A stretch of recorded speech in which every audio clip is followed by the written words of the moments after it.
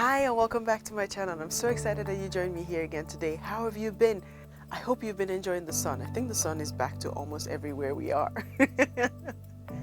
Topic I'll be talking about is my cultural identity and the journey that it took me to get to a place where I could confidently say I am this or that.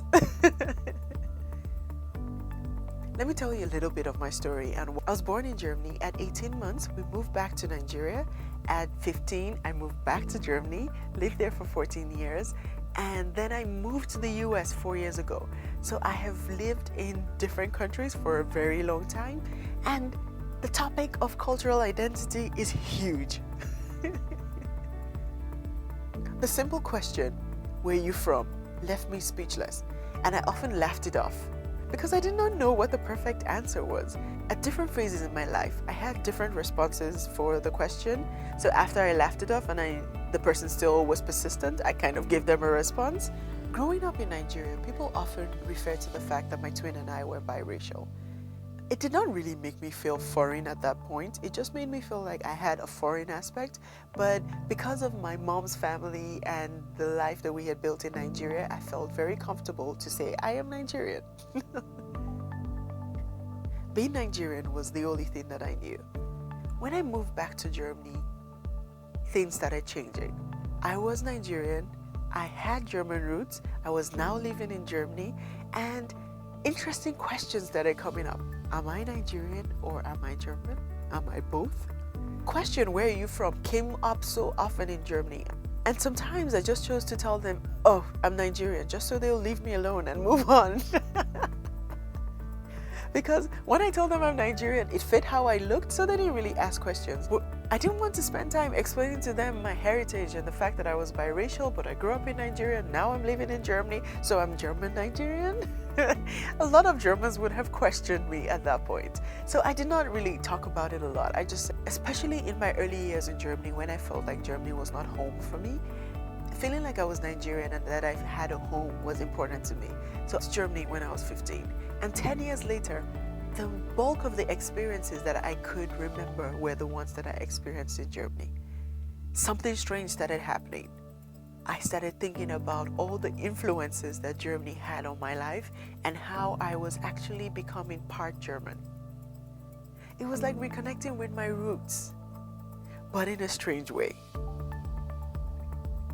The journey to accepting that I had a German side took a very long time. It's not only a journey that I had to go to internally, but also the reaction when I told people I was German was also very interesting. For me, the pivotal moment was when I moved to the US and people asked me what I was, and I started telling people that I was German Nigerian. It was the first time I had ever accepted both sides of my culture. Did it have to take me moving to a new country to get clarity on who I am and what my cultural identity is? I believe so. At least that's what it took me. Even saying it, German Nigerian, what does that mean? As I think more about it, I'm very clear on the parts of my life where I'm more Nigerian and the parts of my life where I'm more German. For example, I love Nigerian food and I cook a lot of Nigerian food. So my food culture is definitely Nigerian. But in my professional life, I love a lot of discipline. I love being on task. I love completing work. And that is the German side that when I talk to a lot of people who are either biracial or have lived in many countries, I also see the battle that they're fighting or they fought. And it reminds me of the battle that I fought myself as well. The biggest step for me was accepting who I am and what my cultural identity is. I did not let anyone define who I am, and I still don't let anyone define me. A lot of people look at me and they ask me, "What's that interesting accent we hear?" And that gives me the opportunity to tell them who I am and what my cultural identity is.